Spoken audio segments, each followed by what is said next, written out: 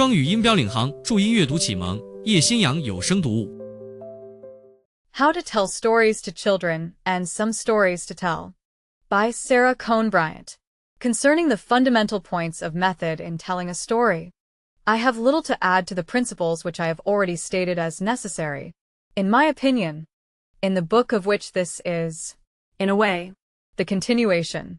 But in the 2 years which have passed since that book was written, I have had the happiness of working on stories and the telling of them among teachers and students all over this country. And in that experience, certain secondary points of method have come to seem more important, or at least more in need of emphasis, than they did before. As so often happens, I had assumed that those things are taken for granted, whereas, to the beginner or the teacher not naturally a storyteller, the secondary or implied technique is often of greater difficulty than the mastery of underlying principles. The few suggestions which follow are of this practical, obvious kind. Take your story seriously, no matter how riotously absurd it is, or how full of inane repetition. Remember, if it is good enough to tell, it is a real story, and must be treated with respect. If you cannot feel so toward it, do not tell it. Have faith in the story, and in the attitude of the children toward it and you. If you fail in this, the immediate result will be a touch of shame, faceness, affecting your manner unfavorably, and, probably, influencing your accuracy and imaginative vividness. Perhaps I can make the point clearer by telling you about one of the girls in a class which was studying stories last winter. I feel sure if she or any of her fellow students recognizes the incident, she will not resent being made to serve the good cause, even in the unattractive guise of a warning example. A few members of the class had prepared the story of the fisherman and his wife. The first girl called on was evidently inclined to feel that it was rather a foolish story. She tried to tell it well, but there were parts of it which produced in her the touch of shamefacedness to which I have referred. When she came to the rhyme, "O man of the sea, come, listen to me, for Alice, my wife, the plague of my life, has sent me to beg a boon of thee," she said it rather rapidly. At the first repetition she said it still more rapidly. The next time she came to the jingle she said it so fast and so low that it was unintelligible. And the next recurrence was too much for her. With a blush and a hesitating smile she said, "And he said that same thing. You know." Of course everybody laughed. And of course the thread of interest and illusion was hopelessly broken for everybody. Now, anyone who chanced to hear Miss Shedlock tell that same story will remember that the absurd rhyme gave great opportunity for expression. In its very repetition, each time that the fisherman came to the water's edge his chagrin and unwillingness was greater, and his summons to the magic fish mirrored his feeling. The jingle is foolish. That is a part of the charm. But if the person who tells it feels foolish, there is no charm at all. It is the same principle which applies to any address to any assemblage. If the speaker has the air of finding what he has to say absurd or unworthy of effort, the audience, naturally, tends to follow his lead, and find it not worth listening to. Let me urge, then, take your story seriously. Next, take your time. This suggestion needs explaining. Perhaps it does not mean license to dawdle. Nothing is much more annoying in a speaker than too great deliberateness, or than hesitation of speech. But it means a quiet realization of the fact that the floor is yours. Everybody wants to hear you. There is time enough for every point and shade of meaning, and no one will think the story too long. This mental attitude must underlie proper control of speed. Never hurry. A business-like leisure is the true attitude of the storyteller, and the result is best attained by concentrating one's attention on the episodes of the story.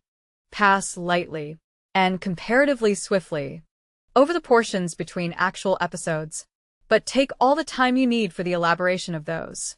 And above all, do not feel hurried. The next suggestion is eminently plain and practical, if not an all too obvious one. It is this: if all your preparation and confidence fails you at the crucial moment, and memory plays the part of traitor in some particular. If, in short, you blunder on a detail of the story, never admit it.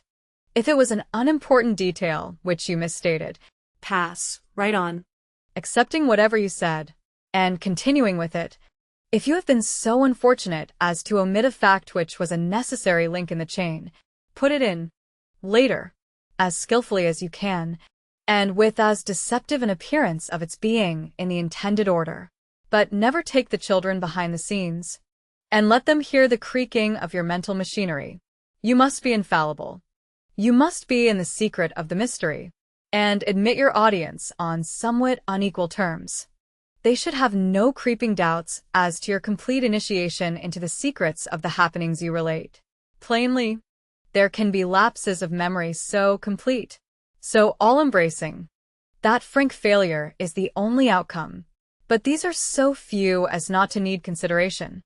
When dealing with so simple material as that of children's stories, there are times, too, before an adult audience, when a speaker can afford to let his hearers be amused with him over a chance mistake. But with children it is most unwise to break the spell of the entertainment in that way. Consider, in the matter of a detail of action or description, how absolutely unimportant the mere accuracy is, compared with the effect of smoothness and the enjoyment of the hearers. They will not remember the detail, for good or evil, half so long as they will remember the fact that you did not know it. So, for their sakes, as well as for the success of your story, cover your slips of memory, and let them be as if they were not. And now I come to 2 points in method which have to do especially with humor stories. The first is the power of initiating the appreciation of the joke. Every natural humorist does this by instinct, and the value of the power to storyteller can hardly be overestimated. To initiate appreciation does not mean that one necessarily gives way to mirth, though even that is sometimes natural and effective. One merely feels the approach of the humorous climax, and subtly suggests to the hearers that it will soon be time to laugh.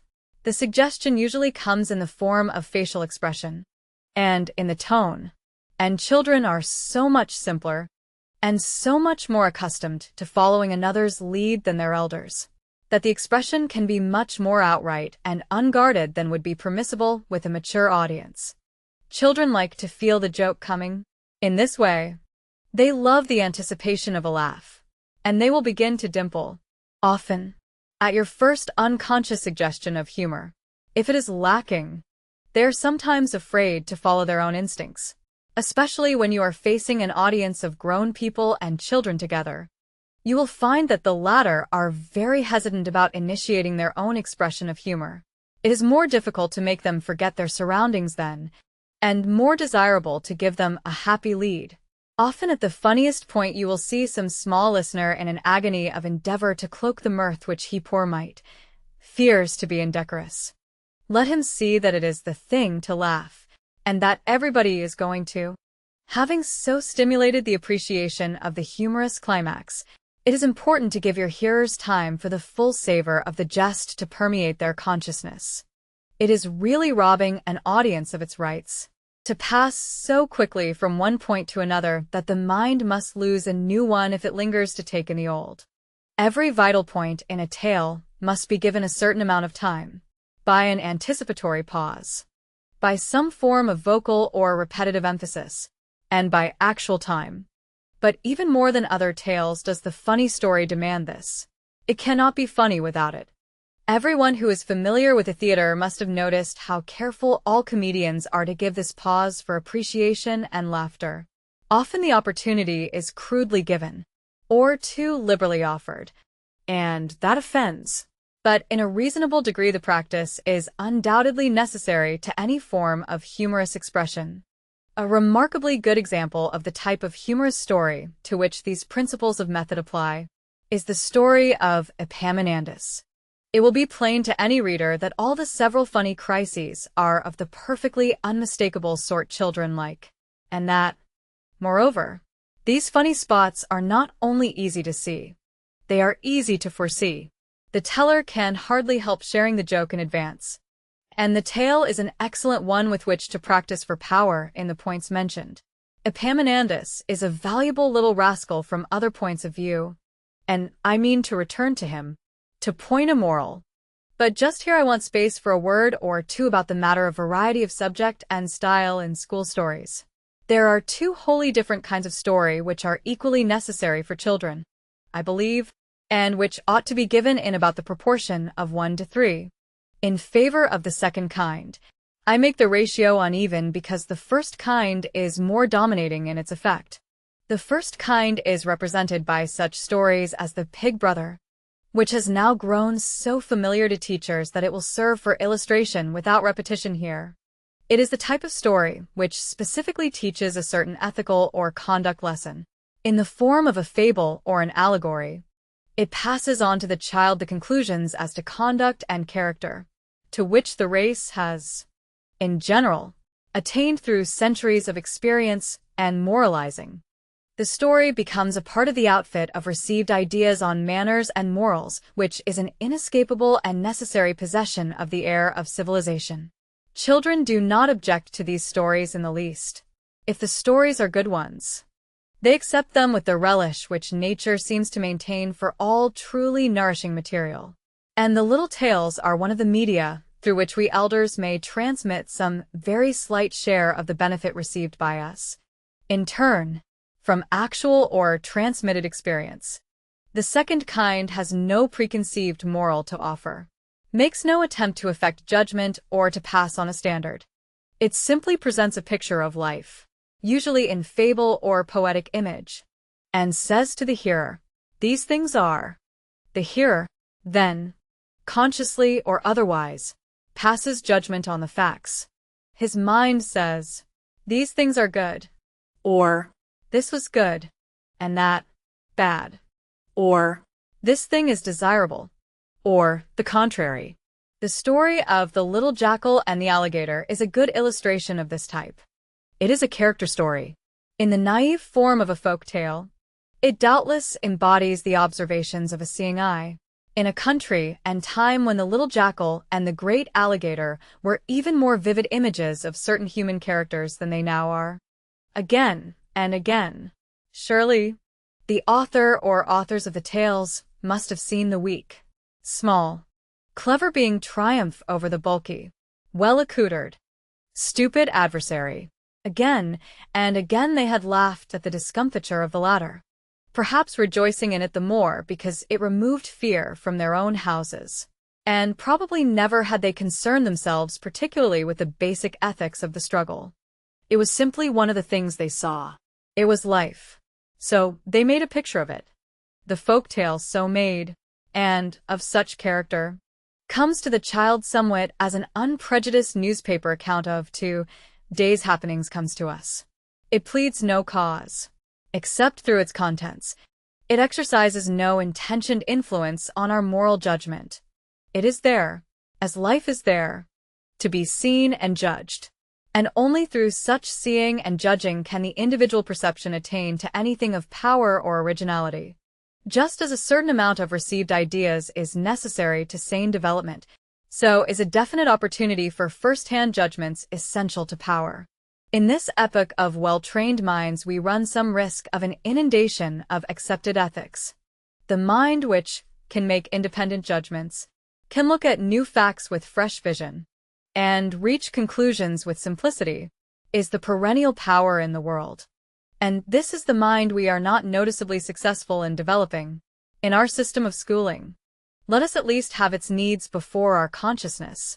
In our attempts to supplement the regular studies of school by such side activities as storytelling, let us give the children a fair proportion of stories which stimulate independent moral and practical decisions. And now for a brief return to our little black friend.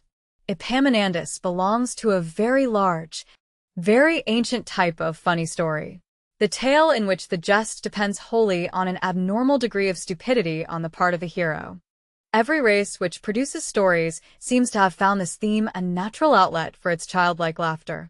The stupidity of Lazy Jack, of Big Claus, of the Good Man, of Clever Alice, all have their counterparts in the folly of the small Epaminondas. Evidently, Such stories have served a purpose in the education of the race. While the exaggeration of familiar attributes easily awakens mirth in a simple mind, it does more. It teaches practical lessons of wisdom and discretion. And possibly the lesson was the original cause of the story. Not long ago, I happened upon an instance of the teaching power of these nonsense tales. So amusing and convincing that I cannot forbear to share it. A primary teacher who heard me tell Epaminondas one evening told it to her pupils the next morning, with great effect. A young teacher who was observing in the room at the time told me what befell. She said the children laughed very heartily over the story, and evidently liked it much. About an hour later, one of them was sent to the board to do a little problem. It happened that the child made an excessively foolish mistake, and did not notice it. As he glanced at the teacher for the familiar smile of encouragement, she simply raised her hands, and ejaculated, "For the law's sake." It was sufficient. The child took the cue instantly. He looked hastily at his work, broke into an irrepressible giggle, rubbed the figures out, without a word, and began again. And the whole class entered into the joke with the gusto of fellow fools.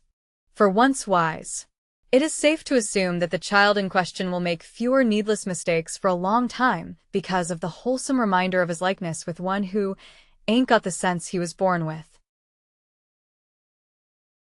And what occurred so visibly in his case goes on quietly in the hidden recesses of the mind in many cases. One Epaminondas is worth 3 lectures. I wish there were more of such funny little tales in the world's literature. Already, as this one is, foretelling to the youngest of our listeners. But masterpieces are few in any line, and stories for telling are no exception. It took generations, probably, to make this one. The demand for new sources of supply comes steadily from teachers and mothers, and is the more insistent because so often met by the disappointing recommendations of books which prove to be for reading only, rather than for telling. It would be a delight to print a list of 50, 25, even 10 books which would be found full of stories to tell without much adapting.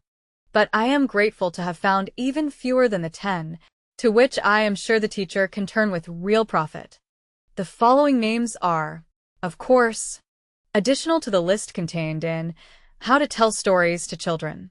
All About Johnny Jones, by Carolyn Verhoff, Milton Bradley Company, Springfield, Mass. Valuable for kindergartners as a supply of realistic stories with practical lessons in simplest form. Old Deccan Days, by Mary Frere, Joseph McDonough, Albany, New York. A splendid collection of Hindu folk tales, adaptable for all ages. The Silver Crown, by Laura E. Richards, Little, Brown and Company, Boston. Poetic fables with beautiful suggestions of ethical truths. The Children's Hour, by Eva March Tappan, Houghton, Mifflin and Company, Boston, New York, and Chicago. A classified collection, in 10 volumes, of fairy, folk tales, fables, realistic, historical, and poetical stories. For the Children's Hour, by Carolyn Bailey and Clara Lewis, Milton Bradley Company, Springfield. A general collection of popular stories, well told.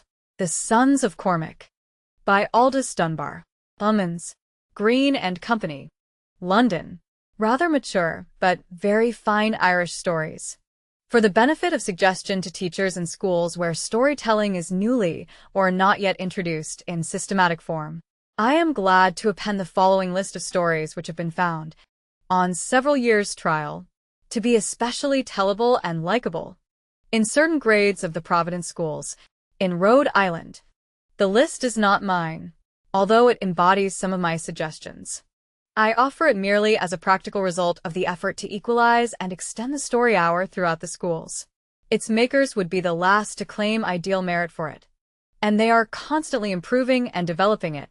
I am indebted for the privilege of using it to the primary teachers of Providence, and to their supervisor, Miss Ella L. Sweeney.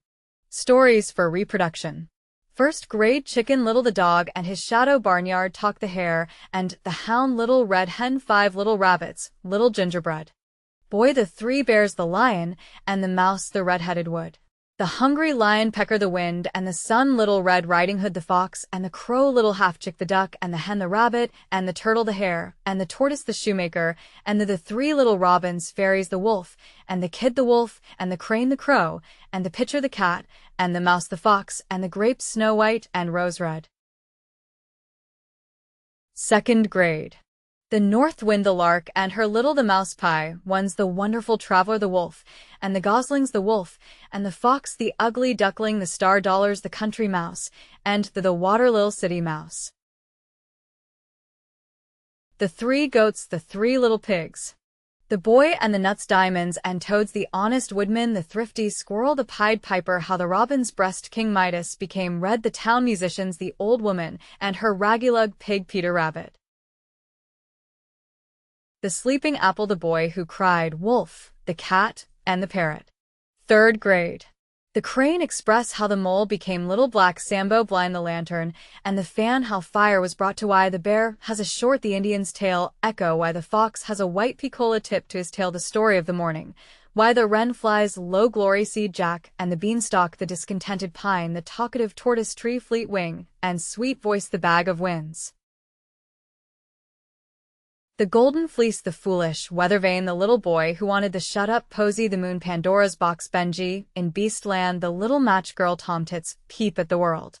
Fourth grade Arachne the first snowdrop the porcelain stove, the 3 golden apples Muflu Androclus, and the lion Clitty the old man, and his the legend of the trailing donkey Arbutus the leek in the Diclotona, and the frogs King Tawny Mane Dick Whittington, and his the little lame Prince Cat, Appleseed John Dora.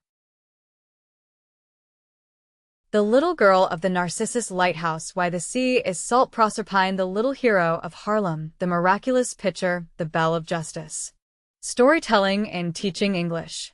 I have to speak now of a phase of elementary education, which lies very close to my warmest interest, which, indeed, could easily become an active hobby if other interests did not beneficently tug at my skirts when I am minded to mount and ride too wildly.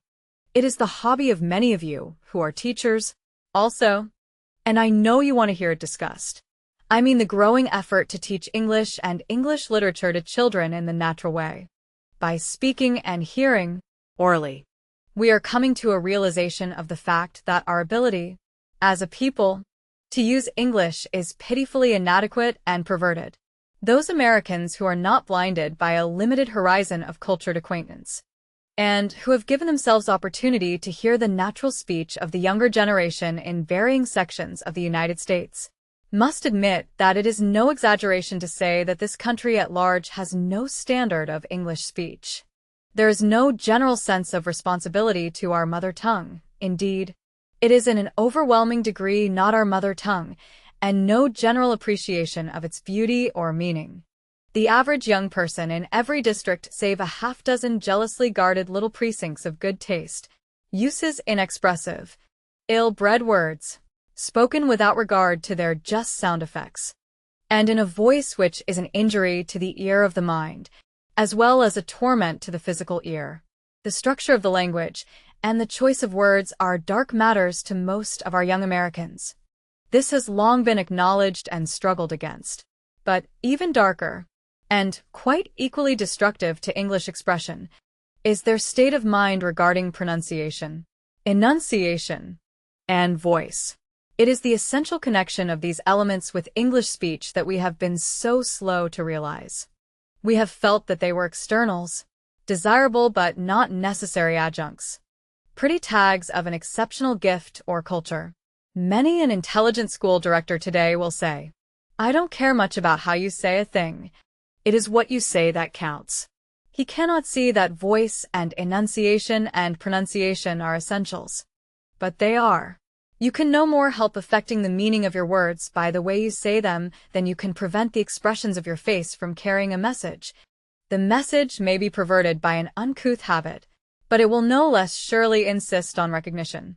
The fact is that speech is a method of carrying ideas from one human soul to another, by way of the ear. And these ideas are very complex. They are not unmixed emanations of pure intellect. Transmitted to pure intellect, they are compounded of emotions, thoughts, fancies, and are enhanced or impeded in transmission by the use of word symbols which have acquired, by association, infinite complexities in themselves. The mood of the moment, the especial weight of a turn of thought, the desire of the speaker to share his exact soul concept with you, these seek far more subtle means than the mere rendering of certain vocal signs. They demand such variations and delicate adjustments of sound as will inevitably affect the listening mind with the response desired. There is no what without the how in speech. The same written sentence becomes two diametrically opposite ideas, given opposing inflection and accompanying voice effect. He stood in the front rank of the battle can be made praiseful affirmation, scornful skepticism, or simple question, by a simple varying of voice and inflection. This is the more unmistakable way in which the how affects the what. Just as true is the less obvious fact. The same written sentiment, spoken by Wendell Phillips and by a man from the Bowery or an uneducated ranchman, is not the same to the listener. In one case, the sentiment comes to the mind's ear with certain completing and enhancing qualities of sound which give it accuracy and poignancy. The words themselves retain all their possible suggestiveness in the speaker's just and clear enunciation, and have a borrowed beauty, besides, from the associations of fine habit betrayed in the voice and manner of speech. And, further, the immense personal equation shows itself in the beauty and power of the vocal expressiveness, which carries shades of meaning, unguessed delicacies of emotion, intimations of beauty,